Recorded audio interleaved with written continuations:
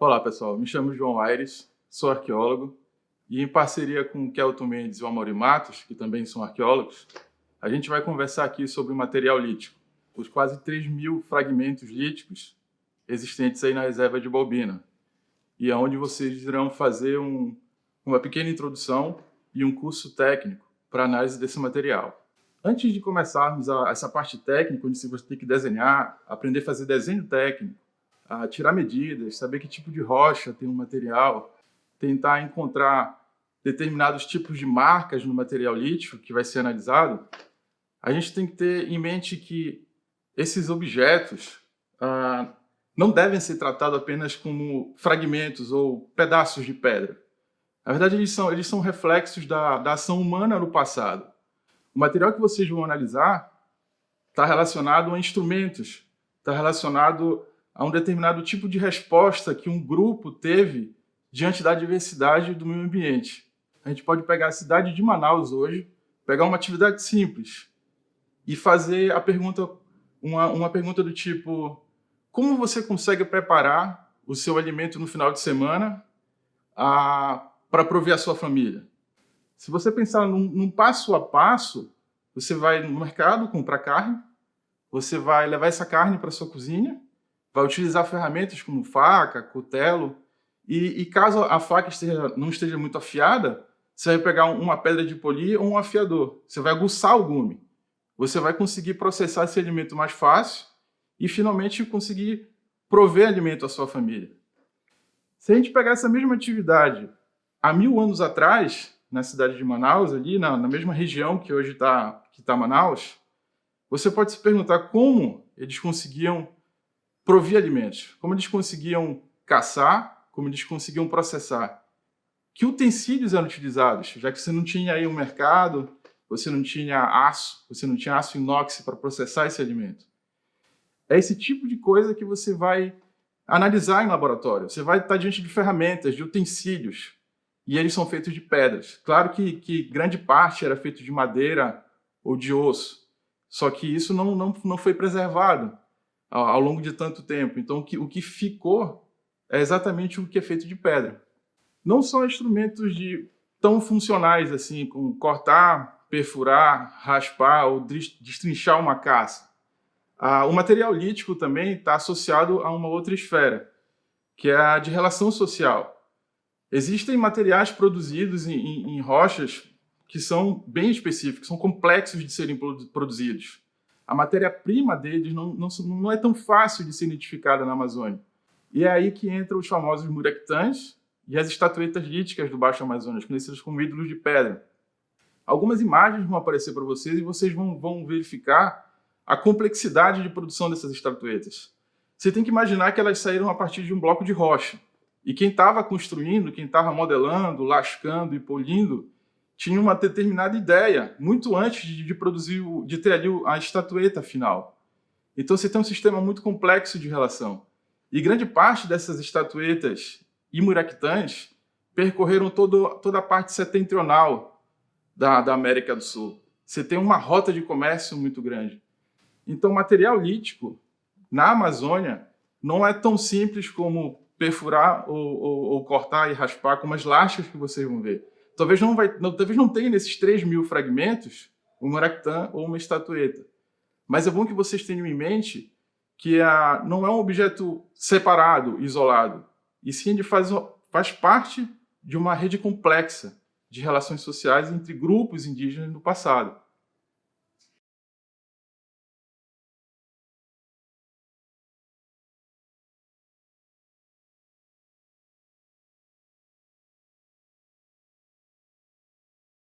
Bom dia a todos, né?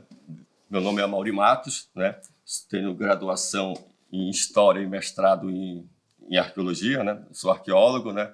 E como o João já falou anteriormente, né? A gente vai tratar um pouco sobre a análise do material lítico, né? Que se encontra aí na reserva do Museu de Balbina. A análise que serão feitas nesse material, né? Segue os princípios tecnológicos adotados pela escola francesa do século XX, né? Que é o de cadeia operatória, né? O que vem ser cadeia operatória, né? Cadeia operatória busca reconstruir todo o processo de fabricação de um objeto, desde a busca e a escolha da matéria-prima, a fabricação desse objeto, as técnicas que foram aplicadas na fabricação desse objeto, a sua utilização, para que esse objeto foi utilizado e, por fim, seu descarte. Existem 3 técnicas de transformação, né, que é o lascamento, o picoteamento e o polimento. Né? Eu vou falar um pouco aqui das técnicas de lascamento, né, que são 4 técnicas, que é a percussão direta dura, a percussão sob bigorna, a percussão macia e a percussão sob pressão. Né? A percussão, primeiramente vou falar sobre a percussão direta dura, né, que vou dar um exemplo, né, que eles pegavam uma rocha, né, para ser chamada de núcleo, né, e pegavam outra rocha, que seria o percutor. Né? Então, eles procuravam uma região aqui, né, vou dar um exemplinho aqui para vocês, para se lascar. Então, segurava a rocha e fazia esse movimento.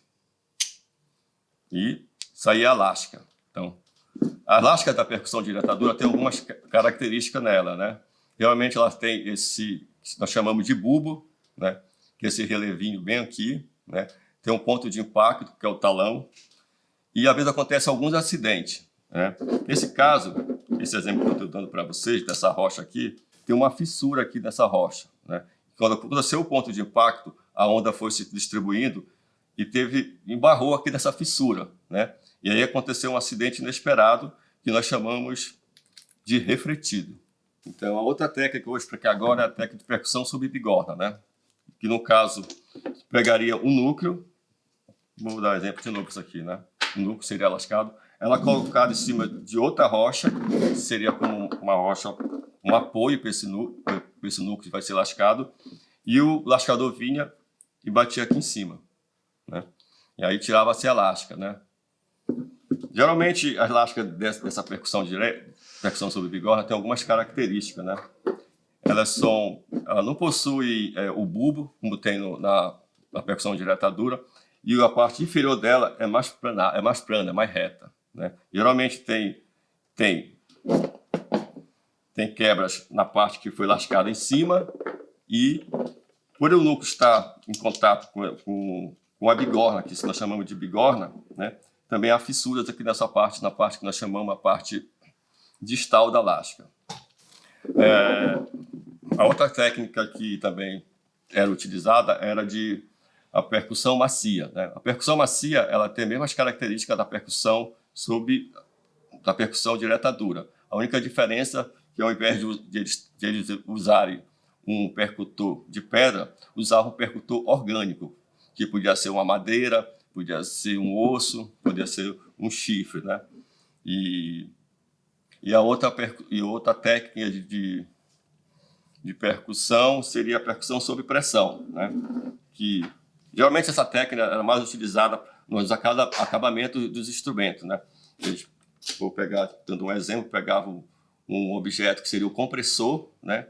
E tirando as pequenas lascas no acabamento, geralmente no acabamento de material. Trago aqui alguns exemplos para vocês de algumas matérias-primas que são encontradas em sítios arqueológicos, né? É lógico que eu coloquei só alguns exemplos, existem outras matérias-primas, que aqui eu coloquei o quartzo hialino, o quartzo citrino, o cristal de quartzo de ametista, o arenito, o selecticito e o basalto.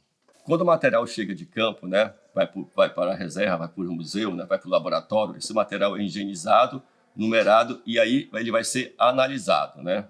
No meu caso, que eu trabalho com indústria lítica, análise materialítica, eu geralmente uso 4 tabelas de análise. Eu vou usar uma tabela para as lascas, material lascado, vou usar uma tabela por núcleos, vou usar uma tabela para os instrumentos simples, que nós chamamos de instrumentos simples de bruto de debitagem, que foram aquele instrumento que o lascador tirou já a lasca e não fez nenhum acabamento no instrumento e já usou para raspar, para cortar, ou até mesmo para triturar. Eu tenho também uma tabela do material polido, né, que são as lâminas de machado. Então, aqui eu trago um exemplo para vocês, né, um exemplo bem básico dessa ficha que eu fiz. A minha ficha normal tem mais atributos do que essa, só para vocês terem uma ideia mais ou menos como é que funciona a análise do material lítico, né? Coloquei algumas informações para vocês terem uma ideia, né? Então, a primeira informação que entra numa ficha de análise é o sítio, né? O sítio arqueológico. A segunda informação é a escavação, né? No caso, essa lasca que eu coloquei aqui para vocês é a escavação 5. No trabalho de campo, né, cada escavação tem um número, né? Escavação 1, escavação 2, escavação 3, escavação 4. Nesse caso, essa lasca saiu na escavação 5, né? E coloca-se o nível onde essa lasca foi encontrada. No caso, essa lasca foi encontrada no nível 5, que vai de 40 a 50 centímetros, né? Geralmente, nesse caso, o arqueólogo responsável no trabalho de campo, né, ele definiu que os níveis seriam escavados de 10 em 10 centímetros. Então, de 0 a 10, 1 centímetro. Nível 1, de 10 a 20, nível 2. No caso, essa lasca foi encontrada no nível 5, que é de 40 a 50. Né? A outra informação que se coloca na ficha de análise é a matéria-prima, né? De que matéria-prima essa lasca foi feita. Então, no caso, essa lasca é de quartzo hialino, né? O vestígio, eu já falei para vocês que é uma lasca, né? E a técnica de produção dessa lasca. Então, essa lasca ela foi produzida por percussão direta dura, né? Aí se tira a medida, né? A medida é feita com o paquímetro, né? Se mede o comprimento, a largura e a espessura dessa lasca, né? E também outra informação que a gente coloca, né?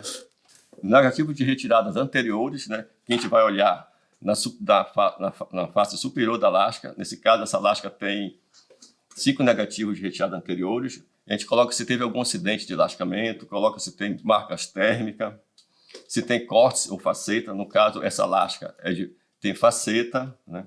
Coloca o talão, né? O tipo de talão. Mais na frente eu vou explicar para vocês os tipos de talão que existe, né? Mede-se esse talão, né?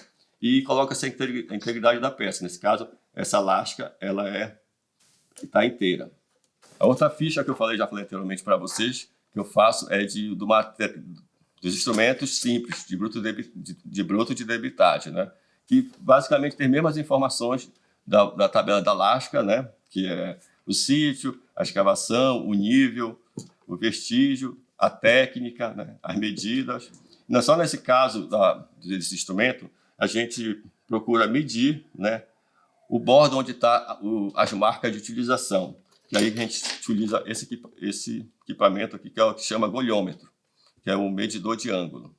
Quando você analisa esse tipo de instrumento, esse tipo de vestígio, né, que são instrumentos de bruto de debitagem, além da tabela, nós temos que descrever cada um desses instrumentos, né? Nesse caso, esse instrumento é totalmente descrito, né?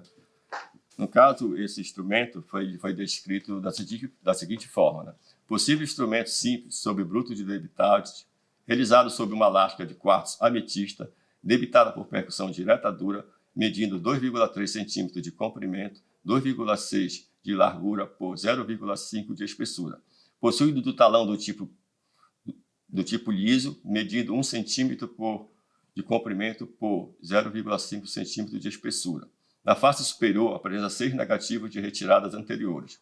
No gume do bordo direito da face superior, que possui ângulo de 50 graus, apresenta pequenos micros traços de utilização.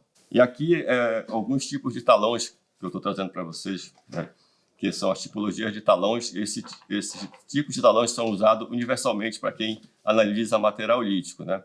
Então, aqui o desenho 1 é de talão cortical, o 2 é talão liso, o 3 é diedro, o 4 é facetado, o 5 é de asa, né? E o talão 8 aqui é o talão de faceta, né? Que foi o talão que foi reconhecido naquela lasca que nós analisamos lá em cima.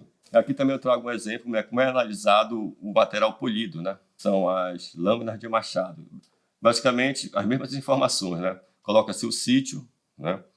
A procedência, nesse caso, essa lâmina ela foi de doação. A matéria-prima, no caso, essa lâmina é de diabásio, né?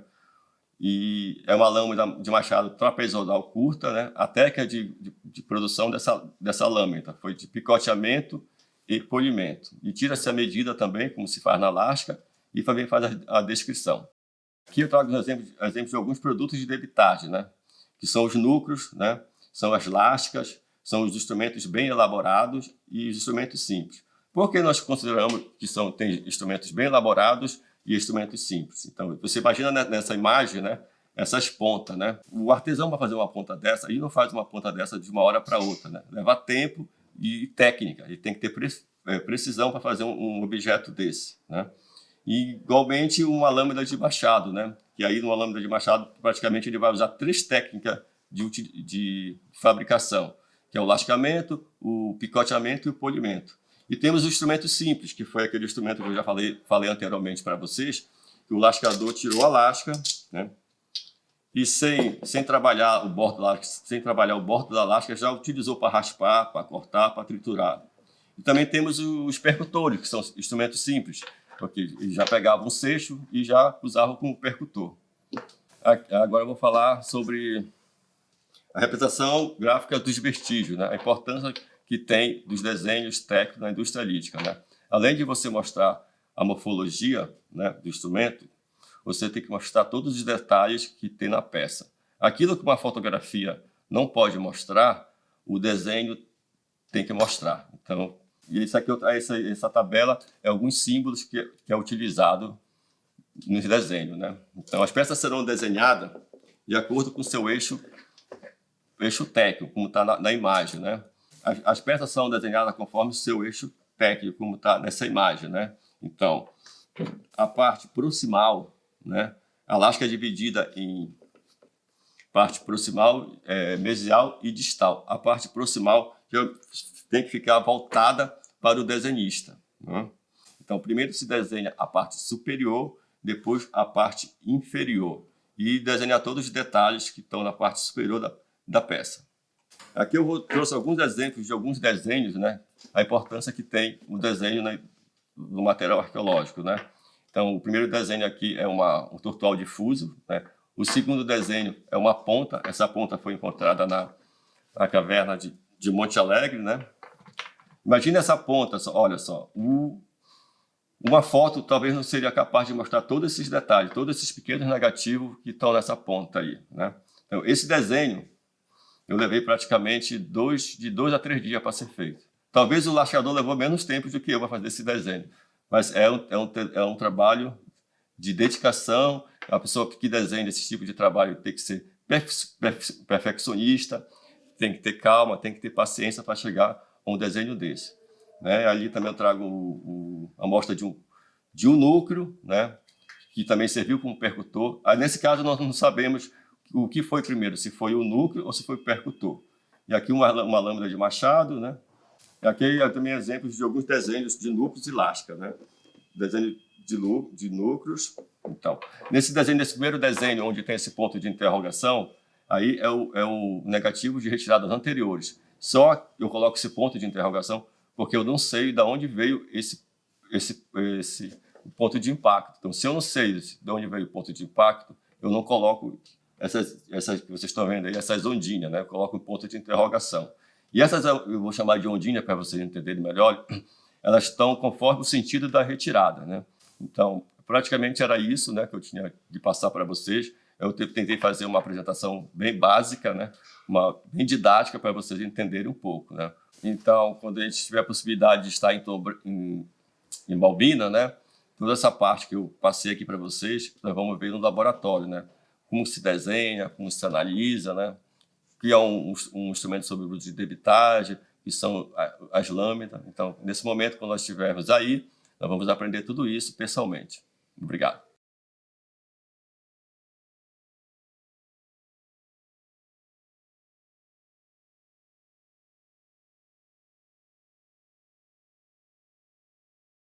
Meu nome é Kelton Mendes, sou arqueólogo e junto com o Dr. João Ataíde e a Mauri Matos, estou aqui também para tentar explicar um pouco e apresentar a vocês um pouco sobre o que seria a análise tecnológica, né, de artefatos líticos.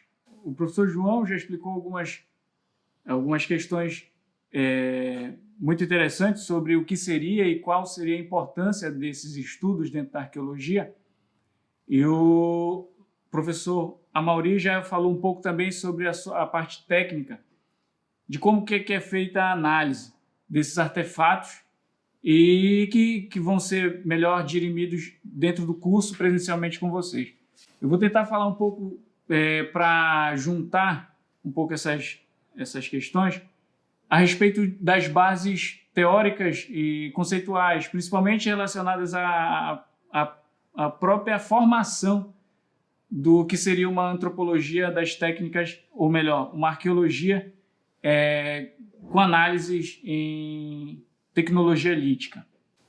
Para a gente começar a pensar um pouco sobre isso, é necessário nós voltarmos um pouco no final da segunda metade do século XX, quando alguns antropólogos na Europa começam a pensar um pouco sobre a questão das técnicas dentro dos estudos das sociedades daquele tempo e também das sociedades antigas. E um dos professores que é muito conhecido, que influenciou sobre esse tema, é o professor Marcel Mauss. Ele, dentro da sociologia e da antropologia, começou a tentar entender um pouco sobre o comportamento técnico dos grupos humanos que viviam naquela época em sociedades distantes ou não da Europa, a partir da observação de como essas pessoas realizavam suas atividades e de como que ela representava essas atividades dentro do seu cotidiano a partir de técnicas para o desenvolvimento de certas atividades no cotidiano, né? Certo? Isso é redundante, mas tudo bem. A princípio, pode ficar claro para esse professor, né, na época, e para outros antropólogos que estão ligados a esse tipo de tema, estudando nessa época, que as atividades humanas, elas, de certa forma, apresentam um certo padrão de comportamento que é influenciado pela sociedade que o indivíduo está inserido. Dessa forma, é interessante pensar que o indivíduo inserido em sociedades diferentes, eles podem apresentar um comportamento para a realização de alguma atividade de forma também diferente. Isso vai estar relacionado com processos culturais e etc., para que haja essa diversidade. Pensando nessa questão, eu trouxe aqui nessa imagem que você pode ver, que foi discutida por duas professoras que mostram um pouco sobre essa questão. São 3 mulheres, aparentemente elas são orientais e estão num processo do que aparenta ser um banho. E cada uma está num local e apresenta uma forma corporal, uma técnica, uma espécie de jeito de lidar com a atividade que está sendo desenvolvida. Existe uma que está dentro de uma espécie de barril, como pode ficar claro na imagem, e aparenta estar tomando banho, usando toalhas, e outras 2 que parecem ser até serviçais dela, executando algumas outras atividades para a manutenção desse banho. Era isso que Marcel Mauss estava querendo mostrar a partir dessa discussão, que existe uma diversidade de formas de realizar atividades e elas deveriam ser estudadas dentro da antropologia. Bem, na mesma imagem a gente começa a perceber que existem também os objetos. Os objetos estão dispostos nessa cena. E a partir da leitura desses objetos a gente começa a pensar um pouco sobre como essa questão da técnica ela vai entrar no que nós queremos apresentar, estamos apresentando na arqueologia, na disciplina, na ciência arqueologia. Bem, a antropologia, de certa forma, grosso modo, ela trabalha com indivíduos ainda em vida. Claro que isso é uma discussão que a gente não vai entrar, mas para diferenciar esse momento na arqueologia e na antropologia, nós temos os arqueólogos trabalhando com vestígios de grupos que já não existem. Então, seriam vestígios que dentro da arqueologia, como os professores já apresentaram, já mostraram, vestígios materiais, de cultura material, que falam um pouco sobre o cotidiano dessas pessoas. A questão da técnica, ela começa, então, a ser percebida para também a necessidade de entendermos um pouco do comportamento humano, mas agora sem os indivíduos. Na imagem nós podemos observar os indivíduos, mas a arqueologia, de certa forma, não tem esses indivíduos para poder visualizar esse comportamento. Então, na segunda metade do século XX, nós temos uma das correntes, que assim falamos dentro da arqueologia, de discussão que foi denominada de processualismo e começou a discutir um pouco sobre essa questão do comportamento humano a partir da observação das técnicas de produção dos vestígios, que nós denominamos de vestígios arqueológicos, que são objetos que foram utilizados por pessoas no passado. No próximo slide, a gente pode observar que um desses autores, que é muito conhecido na Europa também, e que vai começar a discutir essa questão dentro da arqueologia, é chamado de Leroi-Gourhan. Ele começa a falar e começa a discutir e apresentar um pouco dessa questão a partir, principalmente, dos vestígios líticos. Aí na imagem você pode ver um dos livros apresentado por ele, que é uma leitura clássica dentro da arqueologia. É um livro bem difícil de se ler, por conta de que é um livro denso, descritivo, mas que a tentativa dele é demonstrar que, a partir dos objetos, do estudo, da análise, da produção desses objetos, nós podemos conseguir enxergar o homem, conseguir enxergar os grupos humanos, conseguir enxergar a diversidade da humanidade dentro dos aspectos de produção. Claro, nós não podemos enxergar uma grande dimensão, mas pelo menos alguns pontos específicos do comportamento da produção técnica desses vestígios, dos gestos e do saber fazer dessas pessoas, nós podemos observar a partir dos vestígios cerâmicos e, no caso do Leroi-Gourhan, dos vestígios líticos. No próximo slide, nós podemos observar alguns milhares desses vestígios que são encontrados aqui na Amazônia, perto das nossas casas, na nossa região, e que mostram um pouco sobre como esses vestígios podem ser potencialmente explicadores de um pouco sobre o comportamento das pessoas no passado. Mas antes do slide, que a gente conseguiu observar um pouco sobre a quantidade e a diversidade dos vestígios realizados sobre rocha, dos vestígios líticos, que nós arqueólogos chamamos, nós podemos observar também uma imagem, uma pintura do final do século XIX, onde ele apresenta várias pessoas realizando instrumentos para caça, para pesca e para guerra. E cada um tem, de certa forma, uma especialidade na imagem. Alguns estão produzindo instrumentos sobre ossos de animais, sobre madeira, couro, fibras vegetais, e quase que no centro existe um que está realizando a produção de uma que aparenta ser uma lâmina, alguma espécie de lâmina, a partir de artefatos líticos. E é essa interlocução que os antropólogos e arqueólogos da segunda metade do século XX começaram a perceber que também poderia ser visto, a partir dos vestígios líticos, de certa forma, esses gestos, essas técnicas, a partir da análise desses materiais. Bem, mas como realizar essa análise?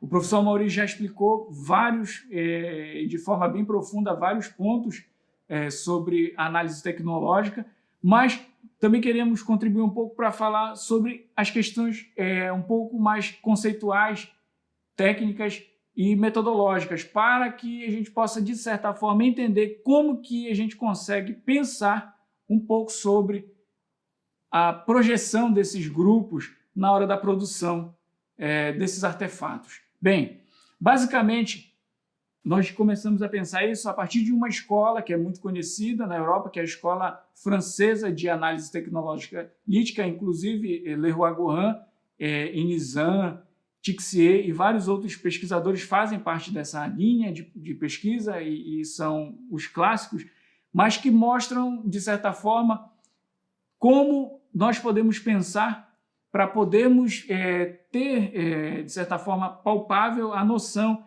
da análise desses materiais.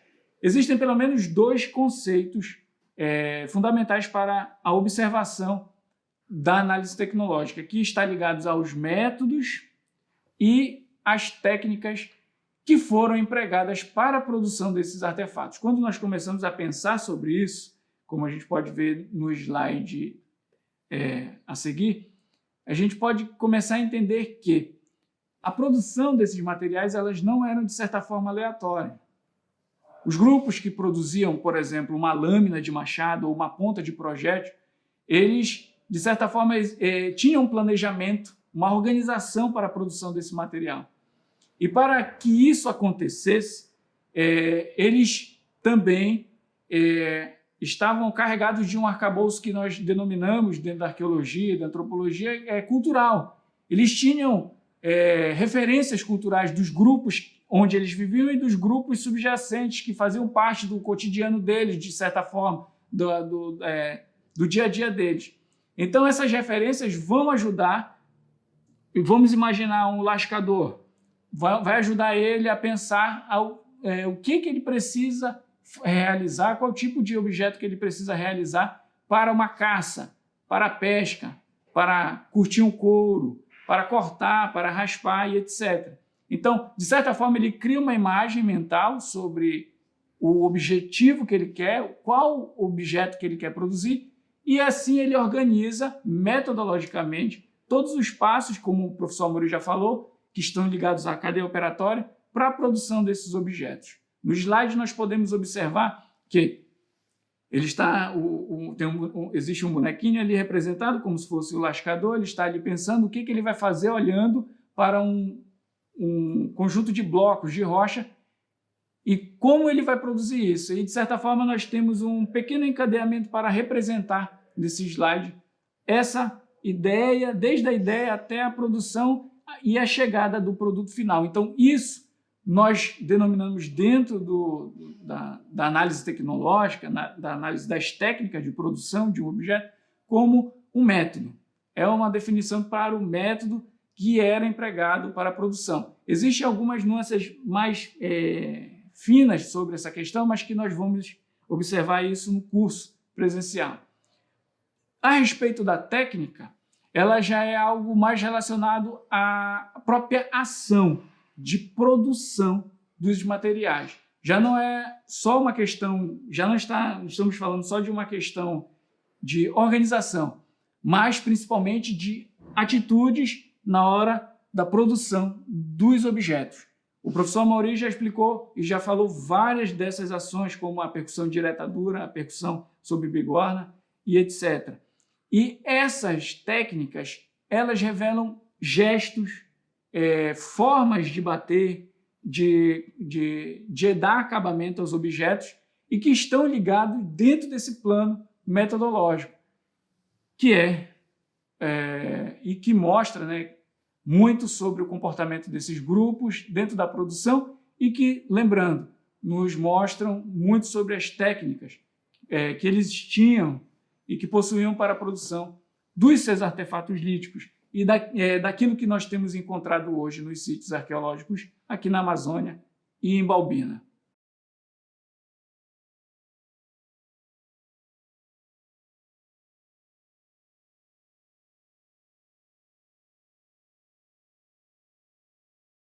Meu nome é Eliane Faria, sou professora da Universidade Federal do Pará, do curso de Etnodesenvolvimento e ministro as disciplinas de Arqueologia. O objetivo desse curso é mostrar as etapas de análise em laboratório, especialmente ligada à parte de análise do material cerâmico encontrado nas escavações. Esse curso será ministrado em parceria com a professora Juliana Santos, do Apapá. Bom, nós vamos começar falando das etapas de análise do material cerâmico em laboratório. O material cerâmico é um material feito de argila, encontrado nas escavações, e são popularmente chamados nas comunidades de caco de pote, que na verdade é um material feito de argila. Aqui é um exemplar do material de cerâmica, numa vasilha encontrada, de uma vasilha que foi restaurada. Bom, vou começar falando das etapas de análise. Quando esse material chega em campo, ele chega sujo, então a primeira etapa que a gente faz é a lavagem desse material. Após essa lavagem com material seco, é feita a separação dos diferentes tipos de fragmentos desse material. Os fragmentos cerâmicos, eles são divididos em etapas de acordo com a vasilha. A parte de cima, que podemos ver aqui, a gente chama de borda. O fundo da vasilha a gente chama de base e toda a parte que fica entre a borda e o fundo, que é a base, nós chamamos de corpo. Então, aqui seria a borda do vasilhame, toda essa parte aqui que seria a boca do vasilhame, nós separamos em bordas, que nós, geralmente em campo, nós não vamos encontrar o material assim inteiro, nós vamos encontrar apenas o fragmento. Aí, então, é feita essa separação entre borda, base e corpo. Bom, os tipos de corpos, eles são separados de duas formas, que são os corpos que nós chamamos de simples, porque ele não tem nenhum tipo de decoração, ele é como esse daqui, e decorados, que são os fragmentos que contêm algum tipo de decoração.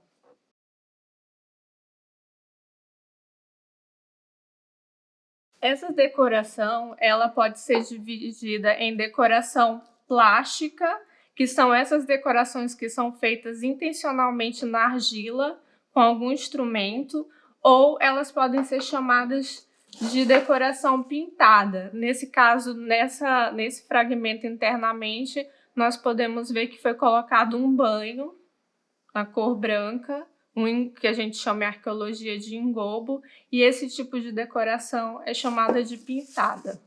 E as bordas também, elas são divididas em bordas simples, que é esse exemplo dessa vasilha aqui, quando ela não tem nenhuma decoração, ou quando ela tem algum tipo de decoração, a gente chama de borda decorada, que é o caso dessa borda aqui, que você pode ver que ela tem um tipo de decoração que a gente chama de digitado, porque a oleira, antes da queima do vasilhame, ela empurrou aqui o dedo e fez esse tipo de decoração que a gente chama de digitado. Os tipos de fragmentos, eles são divididos em corpos, que são maiores que 3 centímetros, ou então em microcorpos, que são os fragmentos muito pequenos que a gente costuma encontrar, e a base, como eu já falei, que é a parte inferior de sustentação do vasilhame. Bom, após nós fazermos essa separação do material em borda, corpo e base, e também material decorado e não decorado, nós vamos passar para a identificação do tipo de antiplástico que é encontrado nesse material. O que seria esse antiplástico? Antiplásticos são substâncias adicionadas à pasta antes da queima a fim de reduzir sua plasticidade. Imagina que quando você era criança você brincava e fazia massinha, né? Massa com barro. Quando esse material secava, ele rachava. Então, a mesma coisa vai acontecer com a cerâmica se você não adicionar o que a gente chama de antiplástico, que são essas substâncias, à pasta antes dela secar. Então, após a gente identificar qual seria essa pasta que é colocada no material, nós vamos medir a espessura da peça utilizando esse instrumento aqui que a gente chama de paquímetro, registrando a maior espessura do fragmento para a gente ter ideia do tamanho do material que a gente está encontrando. A ideia é fazer essa medição aqui, ó, que seria para saber o tamanho do fragmento. Porque, como foi dito antes, dificilmente serão encontrados fragmentos inteiros. A maioria são fragmentos mesmo. Então, verificar o tratamento de superfícies. Os diferentes tipos de tratamento dos vasilhames são feitos estando o barro ainda seco, com auxílio de conchas, pedaços de cabaça, procede-se uma raspagem com o objetivo de reduzir a irregularidade das superfícies. Então, por exemplo, utilizando algum instrumento como uma concha ou uma cabaça, a olheira vai alisar a superfície do vasilhame. Você pode ver que o vasilhame está lisinho aqui, para tirar todas as irregularidades que tem o vasilhame.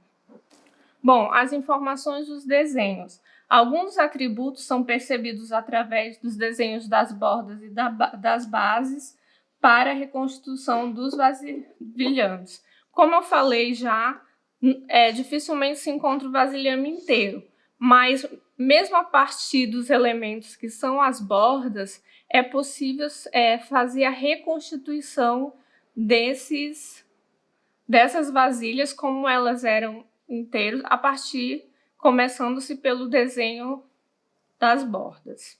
Aí, para você ter ideia do tamanho que seria o vasilhame, você vai fazer a medida do diâmetro dessa peça e, a partir disso, juntando essas informações, você vai conseguir reconstituir no desenho como era essa peça inteira.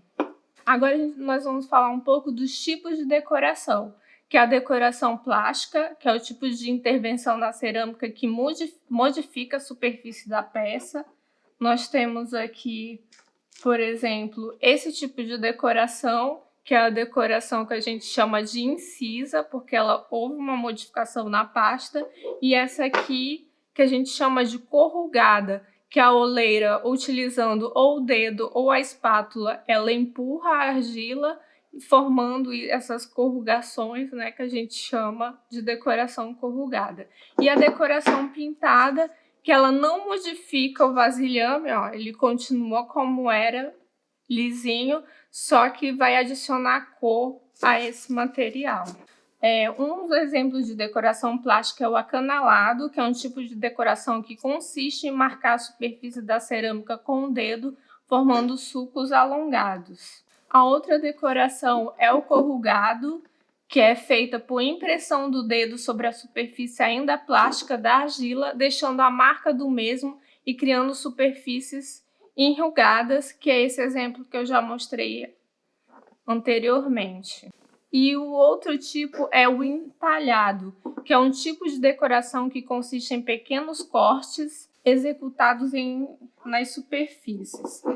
No caso, esse aqui é o exemplo de entalhado, que foram feitos pequenos cortes na borda do vasilhame.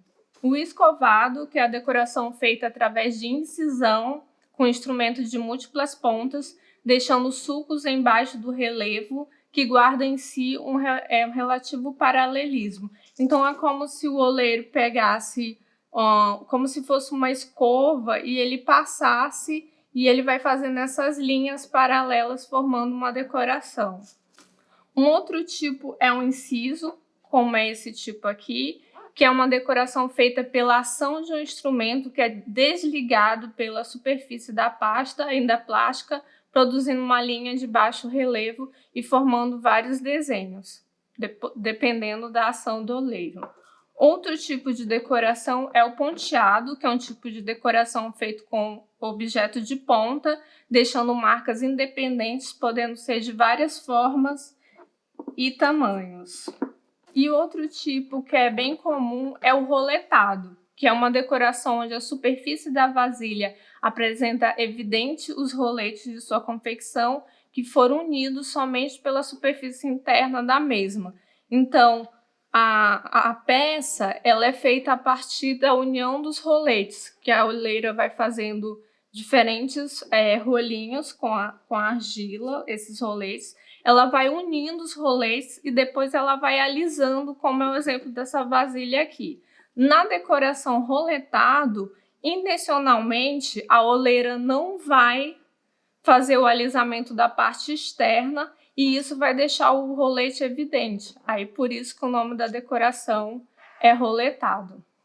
Um outro tipo de decoração é o ungulado, que é a decoração feita com a impressão da unha e apertada na superfície da pasta ainda plástica, deixando marcas semilunares de modo ou inspeções esparcos, que é esse caso aqui. Utilizando a unha, a oleira vai colocando, empurrando a pasta e fazendo esse tipo de decoração. E após essa decoração, que a gente chama de decoração plástica, a gente passa para a decoração pintada, que ocorre sobre a forma de desenhos abstratos ou ainda como pinturas que se apresentam cobrindo toda a superfície. Ela pode se apresentar nas cores vermelha, branca, preta. Nesse caso aqui, o que nós temos é a pintura branca, no caso é um banho que é feito a peça, nesse caso na parte interna da vasilha, que não modifica a superfície, mas acrescenta a cor.